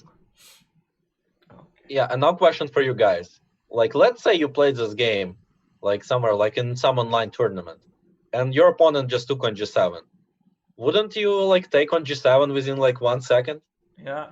with your king Yeah. or with your knight? Highly possible. Most probably you would. Highly possible. Yeah, very very highly possible. Yeah. So once you know that like there is an intermediate move, it's actually much easier to find it. But in the real game, like it's so easy to miss it. Like it's very easy to miss it. Yeah. Actually, Keith Mascarenas says, I didn't think of king into g7 because I didn't see the white bishop there. Okay. Yeah, I think it's a good way. Ignorance is bliss. If you don't know there's a bishop, you will anyway see queen e3 check or rook into d2 first. But okay. Oh, I like this comment. Ayush Singh says that not after today. Like, so he says that after today's lesson, he's not gonna miss such Nice. moves. Very nice. And also, I think 10-second rule by Evgeny must be used at all points. And I think that would help you against making these, how do you say, knee-jerk reactions. It will stop you from doing that. Amit Panchal says, recognizing opponent's move, applying it in calculation and plans. Practice is important for this. Sagar, you are doing good work of popularizing chess. Thank you, Amit. Okay, this is the final position of the database. Let's see if everyone in the chat can get this right. Guys, all of you have to try, but whose move is it? Black to move. Okay, so black to move here. Ah, yes, come on. But there are always tricks, yeah. Be careful. Don't fall for them.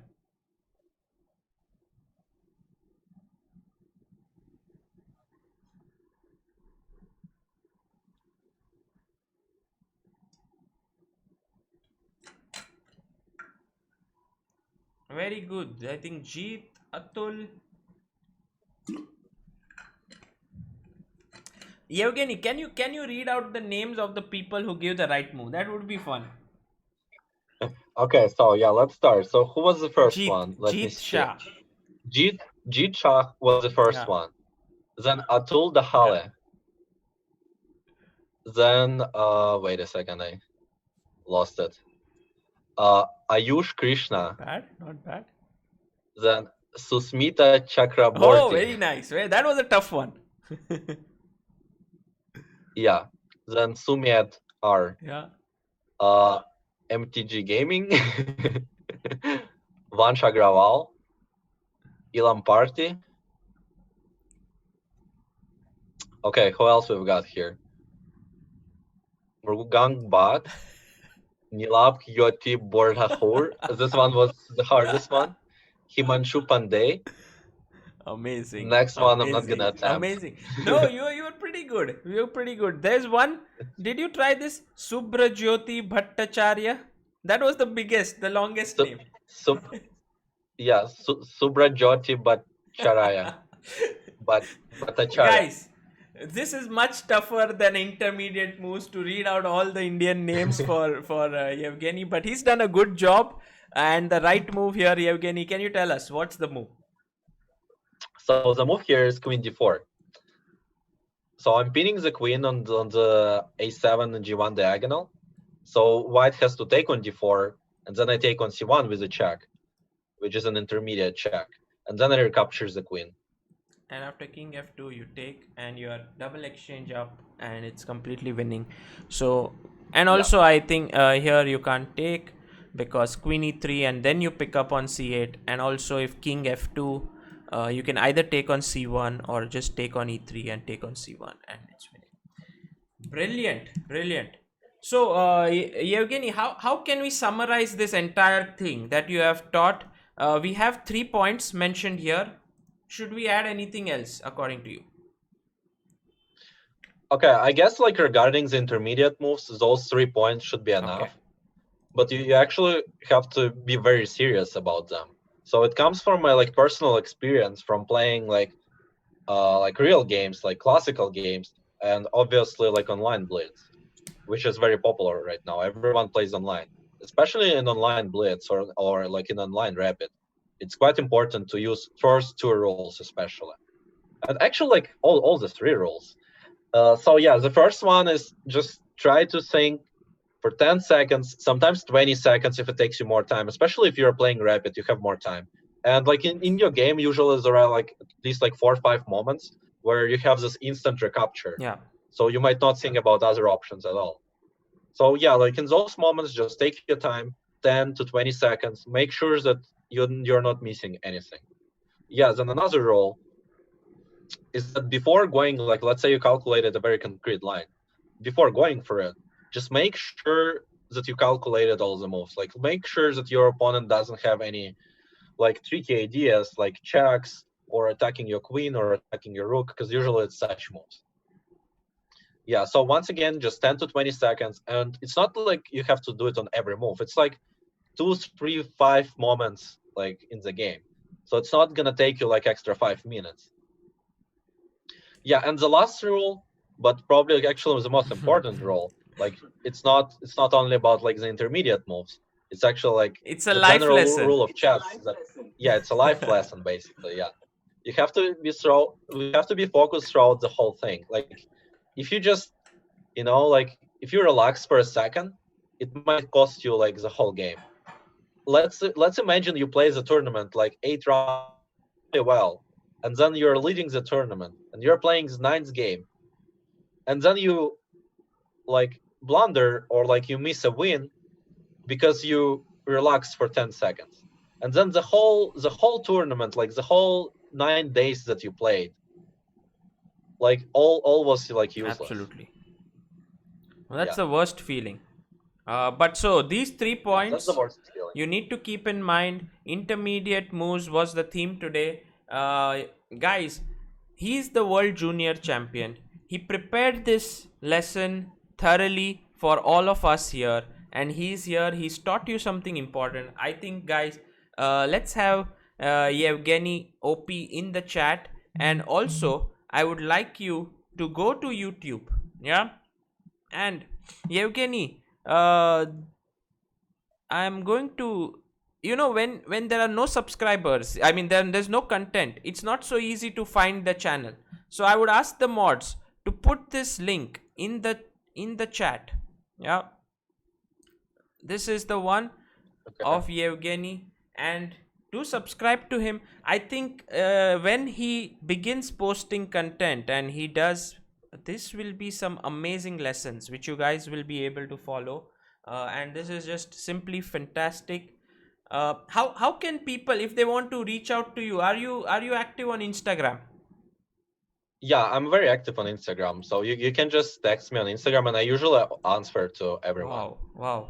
So here's your chance. If you want to be in touch with Evgeny, then I think it's GM Stemb. Yes, here he is. Yeah, my Instagram is GM and yeah, I just renamed the YouTube to Evgeny Shtembuliak, so it's easier for you guys to find it.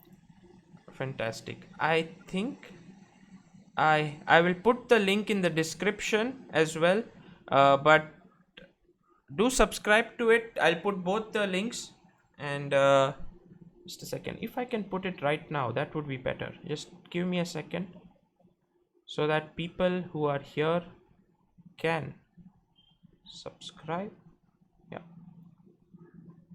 GM Stem.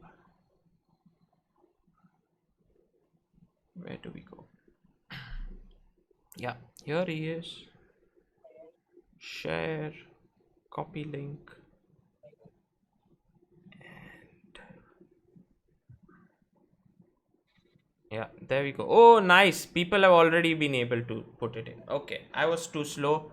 The mods are very quick. Thank you. Thank you everyone for putting it in. Yeah, thank you everyone. Thank you, Sagar, for supporting my channel. No, I mean, look at this. I mean, this was such a useful lesson on intermediate moves that you were able to teach everyone. I would be very happy. And guys, tomorrow, by the way, is we are going to have one more session with Evgeny. It's going to be a Blitz challenge.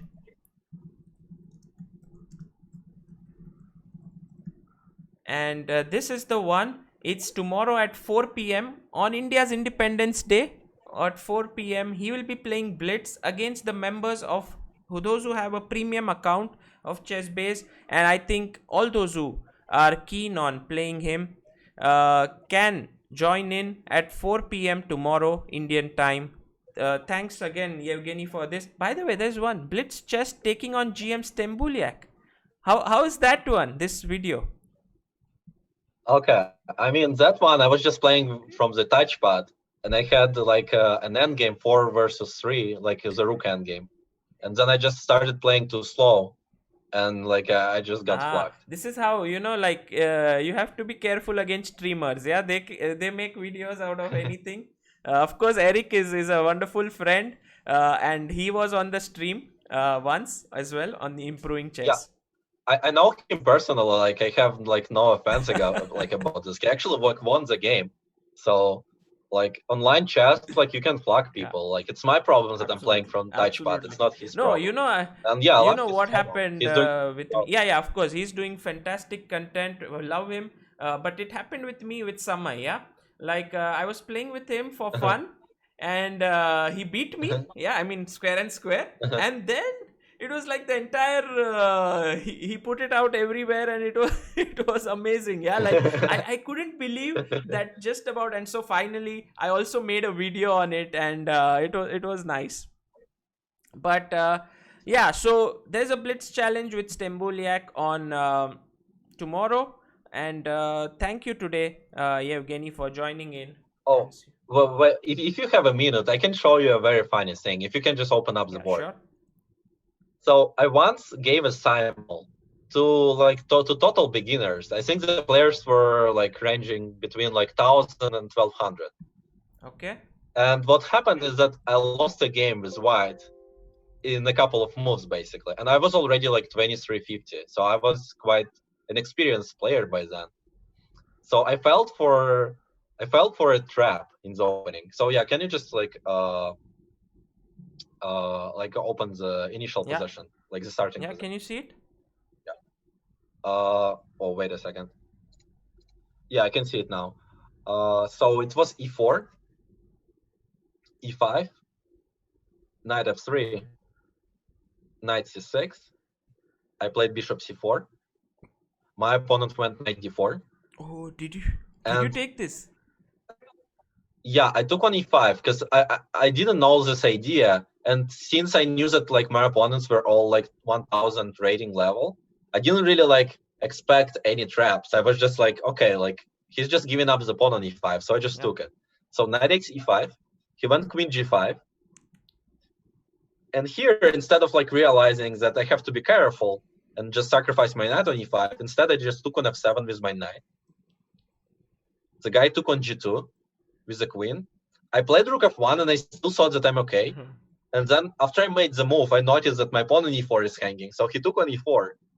And here I realized that I'm just losing, and there is nothing I can do about it. So I went queen. Did you let him smother mate you? No, I went queen e2. So I tried to like fight until then, but he converted the queen. Yeah. No, but this is a very pretty mate, yeah, here. Yeah, this is a very pretty mate. Yeah, I agree. Wow. So nice trap. Actually, this is a very well-known trap.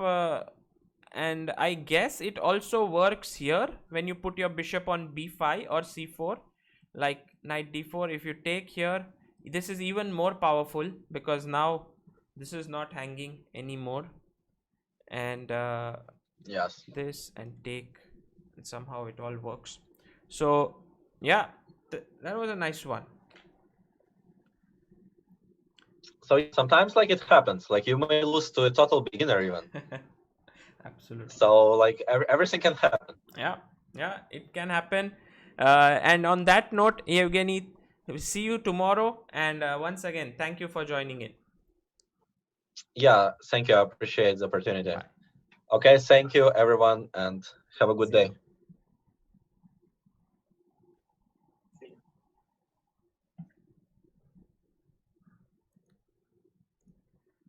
Wow, that was a nice session, guys. Intermediate moves. I hope that you learned a lot. I'm very sorry for the lag today. I don't know what was wrong. I have to fix it before my evening session as well. Today in the evening we have a very, very interesting session lined up, which is Saravanan, who is known as one of the well-known persons about chess books. He's going to talk about how to read a chess book, and this is at 4 p.m. Saravanan is an international master from Chennai, but also known as the book expert, because there were two videos that we did with him which are extremely popular. Must read books to become better chess player, 1 and part 2. And this, I actually went to Sarvanan's house in making chess very fascinating in Chennai. This was a part of my 1-year journey. In fact, it was the last day of 1-year nomadic journey, and I went to his house and he showed me his library there. Hi, I'm Brad Callen, and in this video I'm going to show you how anyone can quickly and easily create doodle videos. Yeah, he showed me his library. It's a beautiful video. Check it out. I guess if you have some time before today's 4 p.m. session, check out these two videos, and then you would enjoy today's session at 4 p.m. Yeah, one of the best sessions that you have mentioned today, but with the lag, I know. I'm sorry for that. And well, some things I'm actually trying to fix these things, but it's very difficult in this COVID situation. No one wants to come to the building, no one wants to fix certain things, and also our area is very heavily affected by COVID. So guys, please adjust to a few things. I'll try to keep getting good content going, and a big thanks to Evgeny once more for doing this. Like this video, subscribe to ChessBase India if you haven't done so already, and see you today evening. This is Sagar Shah signing off. Bye bye.